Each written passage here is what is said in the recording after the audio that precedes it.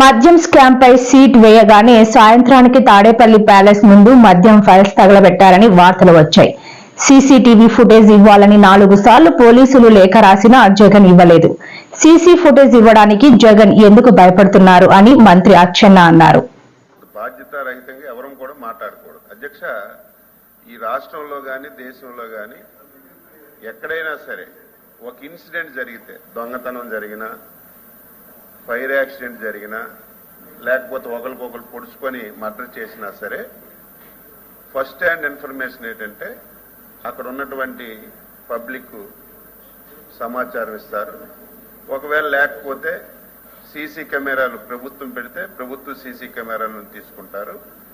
ఒకవేళ ప్రభుత్వం దగ్గర అది లేకపోతే అక్కడ ఉన్నటువంటి షాపింగ్ కాంప్లెక్స్ అయితే షాపింగ్ కాంప్లెక్స్, రెసిడెన్షియల్ కాంప్లెక్స్ అయితే రెసిడెన్షియల్ కాంప్లెక్స్, ఒకవేళ సొంత హౌస్ ఉంటే ఇప్పుడు సీసీ కెమెరాలు లేనటువంటి హౌసులు లేవు, షాపింగ్ కాంప్లెక్స్లు లేవు, అన్ని దగ్గరలో సీసీ కెమెరాలు పెట్టారు. అధ్యక్ష, ఆ రోజు ఫైళ్లు తగలబడ్డాయి. వెంటనే ప్రభుత్వం అప్రమత్తమై అక్కడికి వెళ్లి ప్రభుత్వ సీసీ కెమెరాలు ఏమి ఉన్నాయో చూసి మొత్తం వెరిఫై చేశారు. అక్కడ ఉన్నటువంటి సీసీ కెమెరాల్లో కొంత సమాచారమే వచ్చింది. ఆ సీసీ కెమెరాల్లో అక్కడ ఎవరైతే హౌస్ ఉందో హౌస్ నుంచి బయటకు వచ్చి ఇది జరిగినట్టుగా కొంత ఆధారం కనిపించింది. అలాగని చెప్పి మేము విమర్శ చేయలేదు.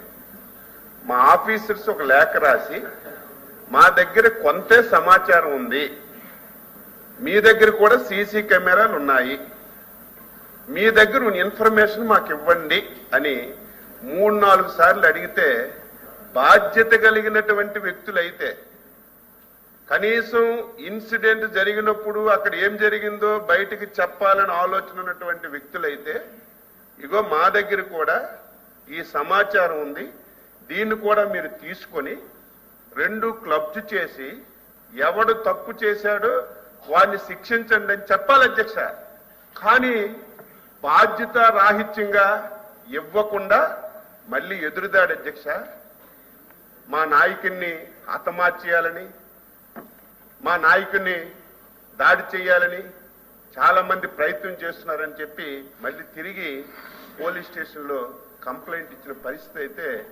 ఏమనాలి? అందుకే మేము స్పష్టంగా ఆరోపణ చేశాం.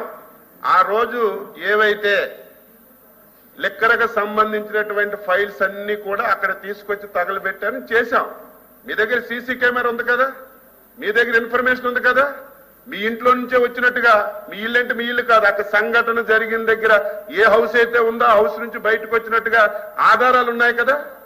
మీరు అది బయట పెట్టి నిరూపించవలసింది పోయి మళ్ళీ ఎదురుదాడు. అధ్యక్ష, సమాజం గుడ్డిది కాదు, ప్రజలు గుడ్డి వాళ్ళు కాదు. నేను చెప్పిన దాంట్లో అవాస్తవం చెప్పండి. ఒక షాపింగ్ కాంప్లెక్స్ దగ్గర యాక్సిడెంట్ అయితే ఫైర్ది, ఆ షాపింగ్ కాంప్లెక్స్ లోకి వెళ్ళి సీసీ ఫుటేజ్ తీసుకుంటలేదు. అధ్యక్ష, చెప్పండి. ఇది ఎక్కడైనా దేశంలో అన్ని దగ్గర జరుగుతుంది, ప్రపంచంలో జరుగుతుంది. ఇప్పుడు ప్రభుత్వాలు ఏం చేశాయి? ప్రైవేట్ అయినా సొంతమైనా గవర్నమెంట్దైనా కంపల్సరీగా సీసీ కెమెరాలు పెట్టాలని ఒక నిర్ణయం తీసుకొని సీసీ కెమెరాలు పెట్టిస్తుంటే ఇది రూలుకు వ్యతిరేకం, సభలో తప్పు మాట్లాడుతుంది. స్టాండ్ అయ్యాం. ఇప్పుడు కూడా అడుగుతున్నాం మీ ద్వారా, లేకపోతే మా చైర్మన్ గారి ద్వారా అడుగుతున్నాం ఆయనకి. ఆ రోజు జరిగిన సంఘటన డేట్ తో సహా మా గుంటూరు ఎస్పీ గారు 4 సార్లు లేఖలు రాశారు. మీ దగ్గర సమాచారం ఉంది, ఆ రోజు ఏం జరిగిందో సీసీ ఫుటేజ్ ఇవ్వండి అని చెప్తే ఇవ్వకుండా ఏదో ఇక్కడ వచ్చింది అపోజిషన్ లీడర్ అని మీరు ప్రతిసారి మైక్ ఇస్తుంటే ఆయన తెలివిగా మీ చేసుకోండి, గవర్నమెంట్ ఉంది, మీదే కదా గవర్నమెంట్, ఎంక్వైరీ చేసుకుని తెలివిగా మాట్లాడు. ఎంక్వైరీ చేశాం, వివరాలు అడిగాం, అడిగితే ఇవ్వకుండా తప్పించుకొని ఈ రకంగా ఎదురు దాడి చేయడం అనేది మంచిది కాదు. ఎవరం మాట్లాడినా బాధ్యతాయుతంగా మాట్లాడాలి, బాధ్యతాయుతంగా వ్యవహరించాలి. వ్యవహరించకుండా ఇష్టానుసారంగా మాట్లాడడం మంచి విధానం కాదు.